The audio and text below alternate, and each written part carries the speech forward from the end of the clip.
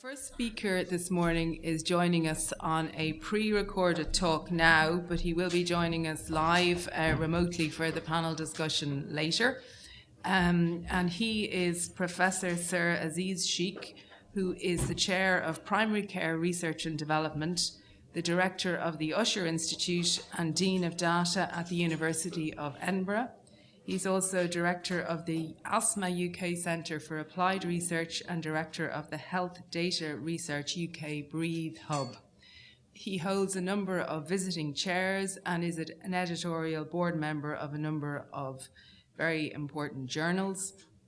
He was also made an Officer of the Order of the British Empire for Services to Medicine and Healthcare in 2014 and a Knight Bachelor in 2022 for services to COVID-19 research and policy by Her Majesty Queen Elizabeth, the late Queen Elizabeth. So his talk today is entitled Data-Enabled Responses to the COVID-19 Pandemic. It's a pleasure to join you, colleagues. I'm very sorry I'm not there in person, but I do hope to join you live for the question and answer session. Thank you very much for the invitation to share some of the work that we've been doing over the course of the pandemic. And I think I hope this will be of interest as you are really thinking about developing data-driven health systems. So I'm going to be speaking about the work that we've been doing in Scotland in particular, but also extending across the UK and a bit further afield in relation to data-enabled responses to the COVID-19 pandemic. And so by way of introduction, I'm Professor of Primary Care Research and Development, Director of the Usher Institute and Dean of Data at the University of Edinburgh.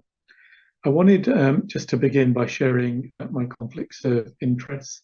These are all largely government advisory bodies, and I don't think they have any particular bearing on this, but just in the interest of transparency, I want to share those and the funding sources for the work that I'm going to be presenting. So what I plan to do in the next 40 minutes or so is to begin by talking about the notion of learning health systems. I want to then move on to a very specific example of how we think we've created one of these learning health systems in the context of COVID-19.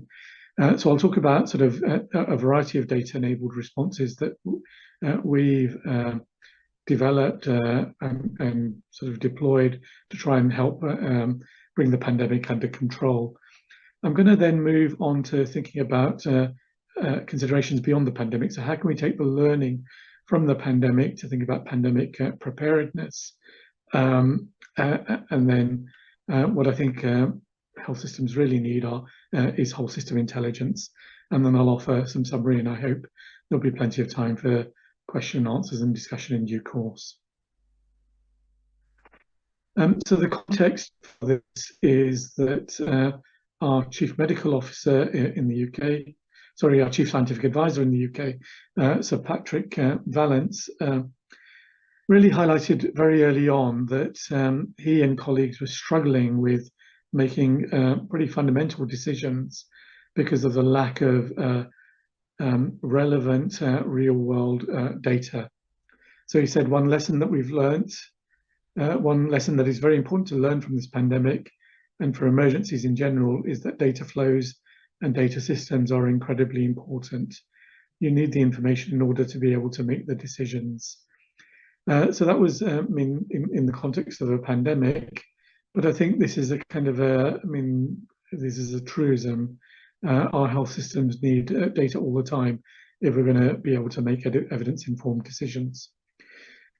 So I want to move on to then health systems, and in particular, I'm going to begin with the notion of learning healthcare systems. So this idea was born of the Institute of Medicine, now the National Academy of Medicine in the US.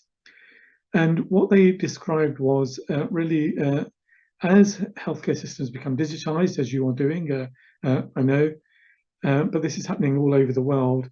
It's really possible to generate data as a byproduct of care delivery, and then use those data to really inform improvements in quality, safety, and efficiency.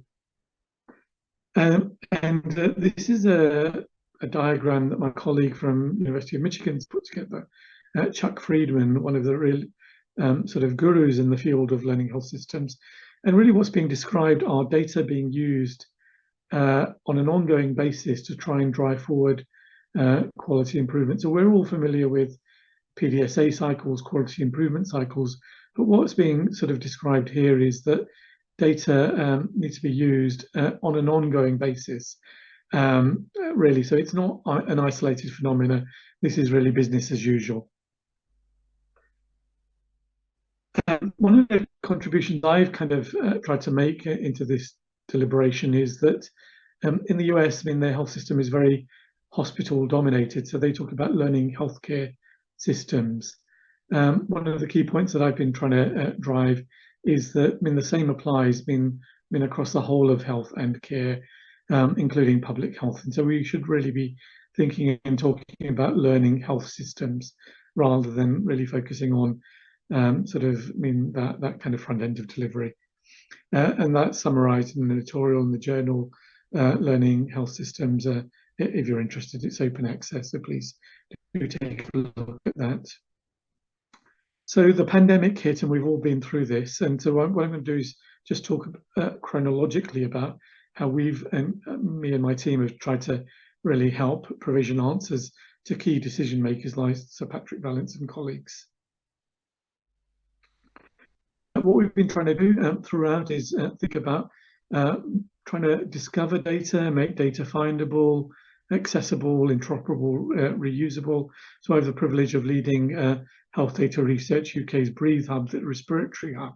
And really this is kind of one of our missions to really try and support data reuse, I mean, as far as possible.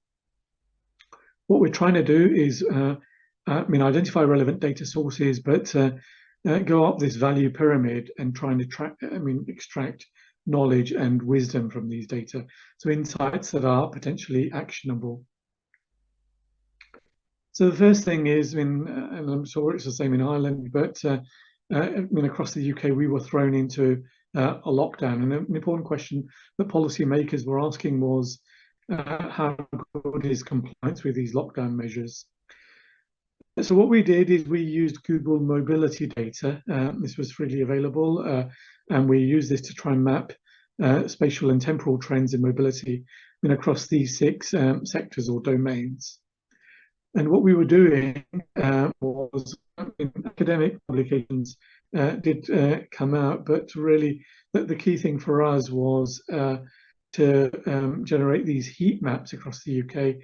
And these were being provisioned to COVID advisory groups on an ongoing basis to try and describe and assess compliance. So we were doing this on a weekly basis to assess the extent to which lockdown measures will be followed. What we then, public health agencies, tried to do was to move away from sort of blanket national lockdowns to more regional lockdowns. And so in that context, it's really important to try and identify COVID-19 hotspots across the UK. So one of the apps that did scale across the pandemic, and certainly in the UK originally, it was one of the kind of major data sources available, was the C19 symptom tracker app developed by Tim Spector and colleagues from King's College London. So it was being used by around 3 million people across the UK at recording symptoms suggestive of COVID-19.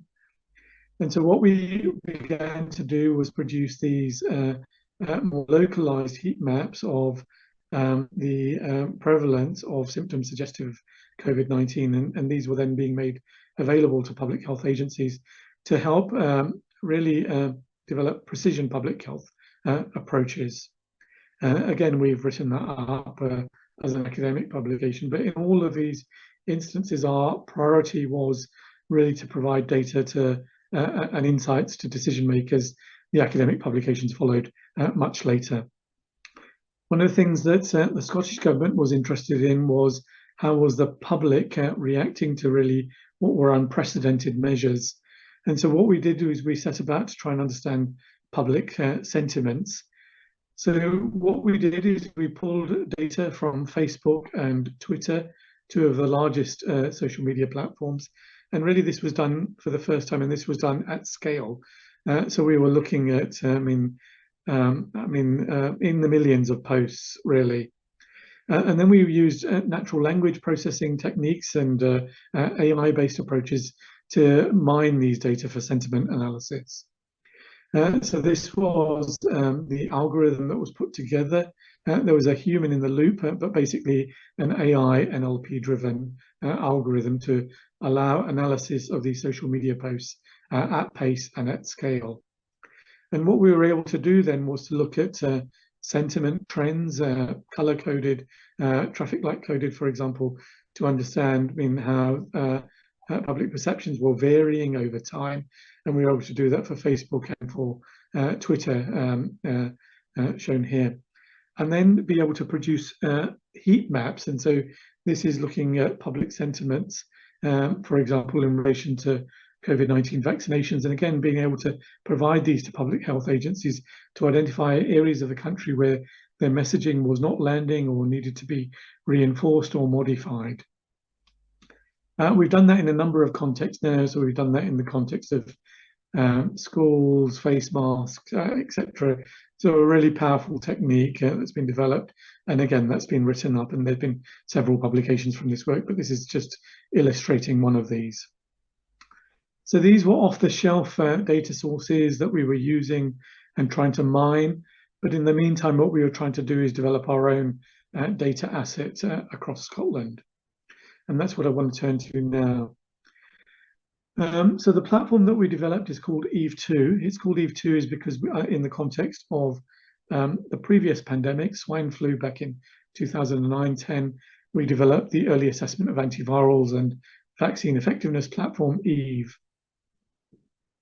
What this was academic institutions coming together across Scotland, working with our public health agency, Public Health Scotland, and we recruited 40 general practices, that's around 250,000 people from across Scotland, linked GP data using the unique identifier, the Community Health Index number that we have in Scotland, or CHI, with vaccination, testing, hospitalisation, mortality data.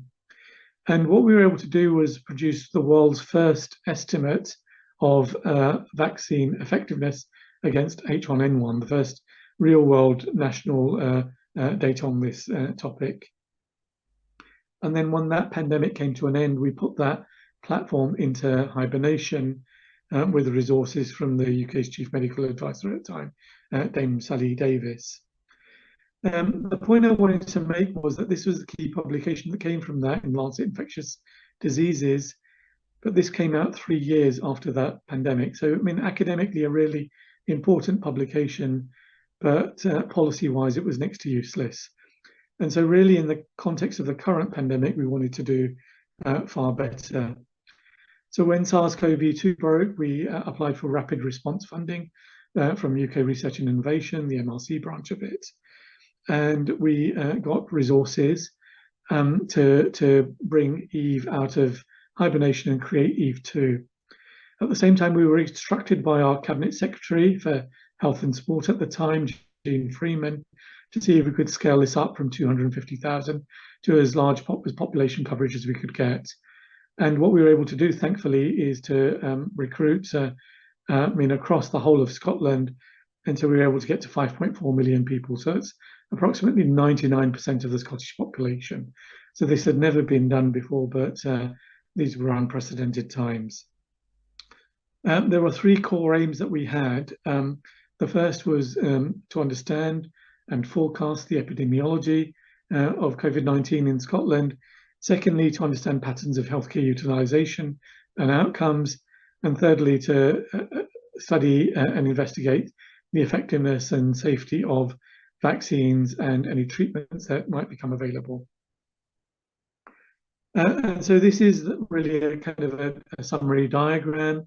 It's GP data used as the anchor, the Community Health Index number, our unique identifier, linked with vaccination, testing, sequencing, hospitalization, ICU, mortality, a variety of other laboratory data. We've now been also link in neonatal, maternal, and census data. So really, it is probably the most comprehensive, contemporaneous longitudinal data platform in the world. It is really pretty remarkable. This is updated on a weekly basis, so I get an updated data cut every Tuesday morning into Public Health Scotland. And to just go briefly through those three aims, and just to illustrate this with a few examples of the piece of work that have been done. So modelling and forecasting, we were able to really generate, on an ongoing basis, models and forecasts of the pandemic as it was evolving. And these were fed into government agencies to inform their decisions around lockdown restrictions, lifting of lockdown measures, etc., thinking about the implications in terms of healthcare pressures. As, for example, new variants emerge, so for example, Delta emerged, we had to recalibrate and modify our risk prediction models. And so these, were done, and these are both published now. The beauty of that was that was being done really on the entire population, factoring in a number of important covariates. The second aim was to look at patterns of healthcare utilisation, risk stratification deliberations. And so, for example, we were able to look at the impact of COVID-19 on A&E and hospital admissions, because there was enormous disruption that took place. And so what we really were able to characterise was the biggest insult, and this was done using an interrupted time series design, the biggest insult to health system functioning that the NHS in Scotland had ever seen. Basically a massive decline. Now we were able to kind of characterise and begin to quantify the extent of that decline. But what's important for policymakers is that you can identify areas, sectors that have been most affected, and that's then been done sort of initially at 6 months post-lockdown, and we've all then repeated that at 12 months, etc., to allow the system to understand to what extent it's been recovering. Another key consideration is risk stratification. We know the pandemic was not hitting people equally. The virus was hitting people, some sectors of the population disproportionately. Initially, the response from government agencies in the UK, at least, was to use kind of flu-based approaches. What we learned pretty rapidly was that they were inadequate. So in this context, we teamed up with colleagues at the University of Oxford, led by wonderful colleague Julia Hepsley-Cox, to develop Q-COVID, a risk prediction algorithm to identify those most likely to experience serious outcomes, that's COVID hospitalization or death. We were able to do this, at scale and validate that algorithm in a Scottish population, and that's the algorithm that's been used across the UK. So this was work that was really commissioned by key figures in government. It was produced at scale, it's been updated, which is currently on Q-COVID-4, validated on independent populations, and then has been used to roll out a vaccination strategy across the UK. In the context of healthcare disruption and risk stratification, I wanted to point out that there was some unexpected gain. So one of the things I'm particularly interested in is respiratory medicine. I do a lot of my work normally in the context of asthma, COPD. And so what we thought was that this was, in effect, a natural experiment. And there may be some conditions where actually things may be improving. And so, for example, we looked at the impact of the restrictions that have been put into place on asthma exacerbations. And we did this, in this example, across Scotland and Wales, but we also extended that to England as well. And what we were able to see was the most substantial reduction in hospital, in exacerbations of asthma, leading to hospitalization that had really ever been seen. We're talking about sort of 40, 50% reductions. We've shown very similar patterns for COPD, but just in the interest of time, I won't sort of share that here. So these data platforms, when they're done at scale, they offer all sorts of opportunities. What's taken up, a lot of our time, particularly over the last 18 months, has been really understanding vaccine effectiveness or real world data to inform that deliberation and vaccine safety. So 6 weeks after the vaccine program rolled out, we were able to produce the world's first national estimate of how well first dose vaccines were performing. And what we were able to demonstrate was that there was a remarkable 90% reduction in hospitalization that was seen, whether it's for ChAdOx, for the Oxford AstraZeneca, or the Pfizer-BioNTech. Importantly, I mean, some countries in the world had restricted vaccine usage to some age groups. We were able to demonstrate that these vaccines were performing equally well in the elderly population, and that led to an almost immediate change in vaccine policies, I mean, across several countries in the world. But this gave me incredible confidence because the trials had been done in relatively small populations. They'd been done at base, but this was real world data showing that. We were the first group in the world to show that Delta was associated with really quite substantial increased risks in hospital admission. So it was an almost doubling in the risk. And that then was used to inform policy deliberations on speeding up really the second dose administration of vaccine. One of our chief scientific advisors in the UK, I mean, alerted us early on to concerns being raised, particularly around ChAdOx and neurological and vascular adverse events. There were relatively small-scale data originally, but we were able to then interrogate this at scale and be able to quantify these risks and put this risk, which was demonstrated in the context of ChAdOx, particularly in relation to idiopathic thrombocytic purpura, ITP. We're able to quantify these risks and provide context that the risks were there, but were really pretty small. So that was, I mean, I think important. Been able to work again with colleagues in Oxford and do validation work in Scotland to think around, I mean, other neurological side effects. So, for example, Guillain-Barré disease, as this was beginning to emerge in the literature. And the beauty of these studies are these being done on millions of people. So these are really, I mean, studies at scale. There were then sort of, I mean, additional data produced looking at sort of the more serious outcome of death associated with Delta and to what extent vaccines were working. And we were able to show that, I mean, those who were doubly vaccinated were still getting really pretty good protection from vaccination. So I'm taking these really chronological order as the kind of pandemic unfolded. We were then able to characterize that the vaccines were clearly highly effective, but there were individuals who were still at risk. And could we identify those individuals, begin to characterize those and think about, I mean, accelerated approaches for vaccination for these individuals. And that was then done both for first dose and then subsequently for second dose vaccination, so those who were fully vaccinated.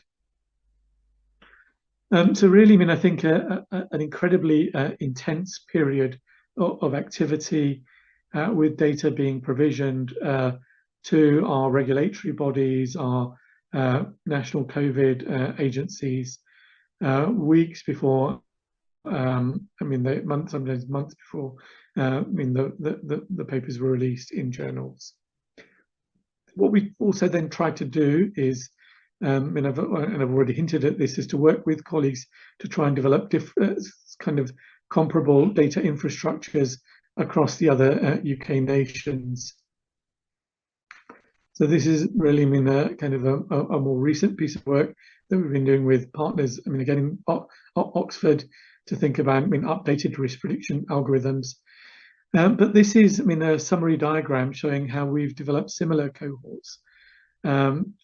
And what we've really also been able to do is do a lot of work, and this is important if you're going to try and do comparable analyses across data environments, data jurisdictions, is a lot of work around data harmonization.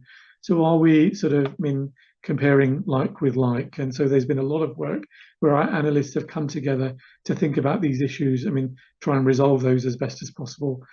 So in Wales, we've worked with colleagues in Sale, and this is something like sort of 80% of the population. In Northern Ireland, we've worked with Honest Broker Service, which is really the complete population. And with England, it's primarily with the Royal College of GPs Research and Surveillance Centre, which extends to sort of around 20% of the English population. So I think it's something like 8 million people in that cohort. So very, very substantive cohorts. So a few analyses that we've done together, but maybe I just want to show you the most recent of these. And this is a piece of work that just came out a couple of weeks ago, again in the Lancet, but this is, I mean, as you can see, it's been done on 30 million people.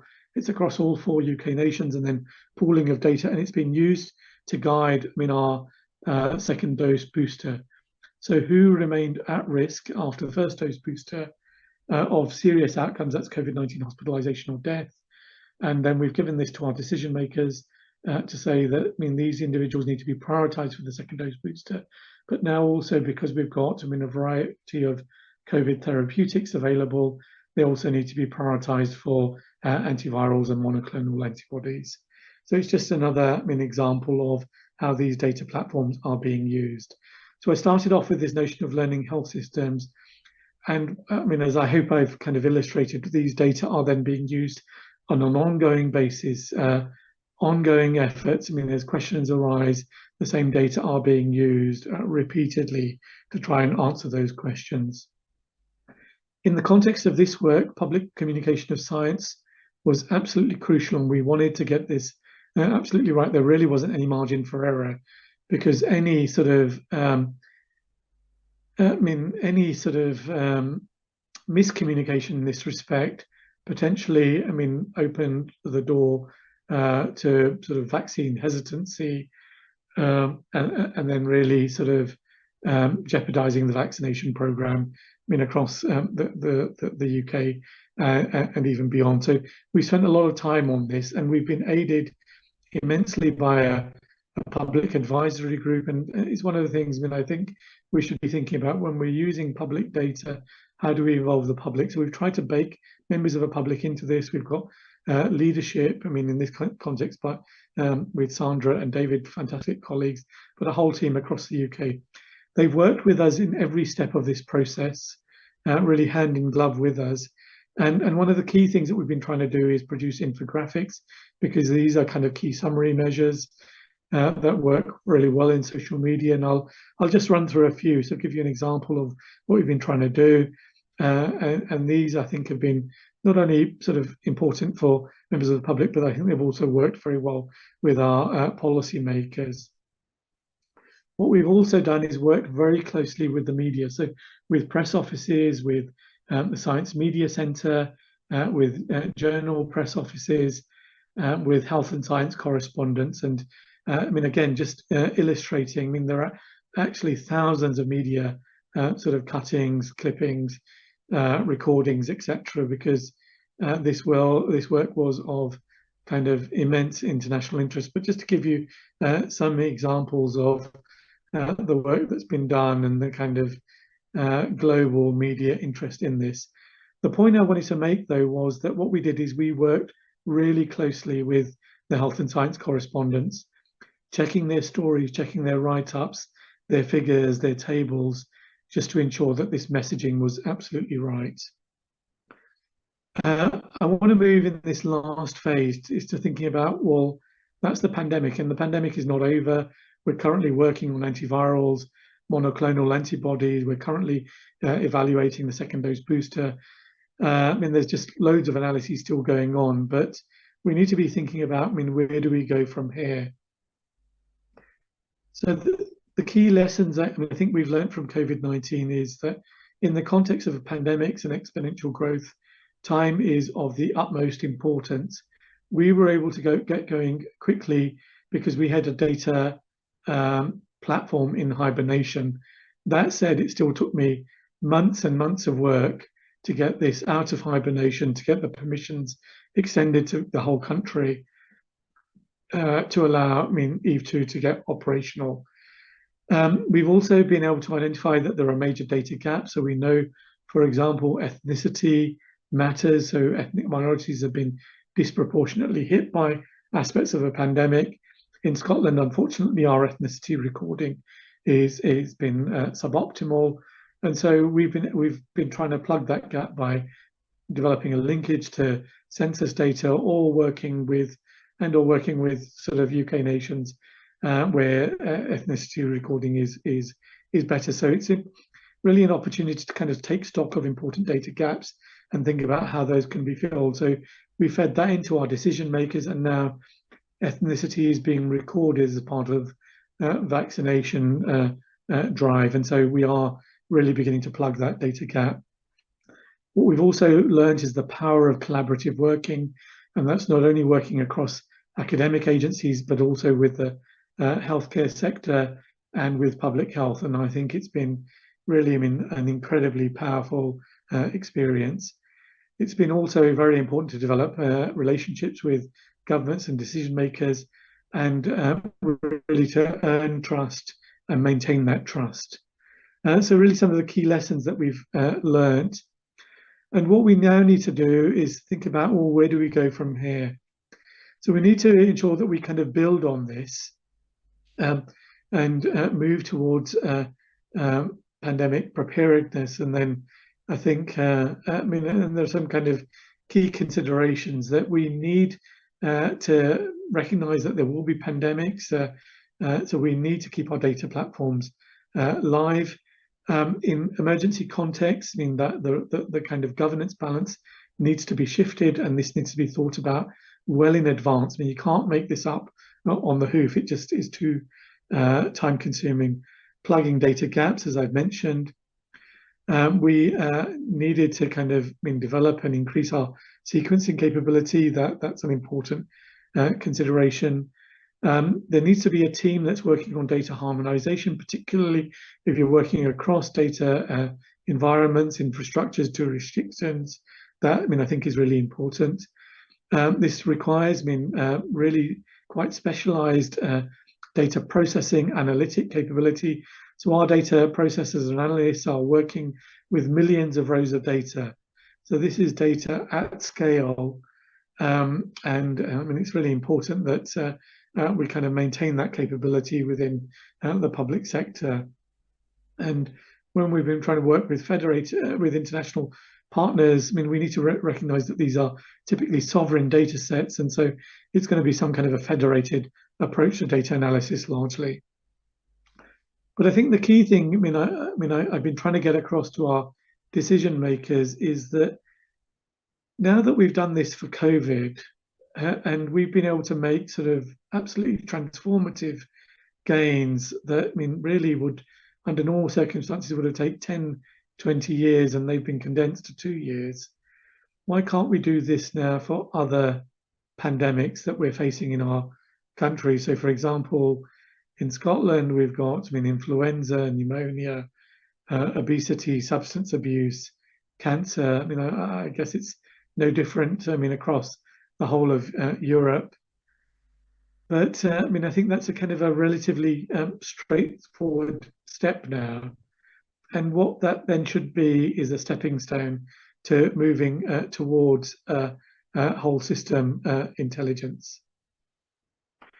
So just in summary, the lack of access initially to real-time data really hampered policy responses in the UK, and I think internationally, and this certainly, I think for us, probably cost us tens of thousands of lives.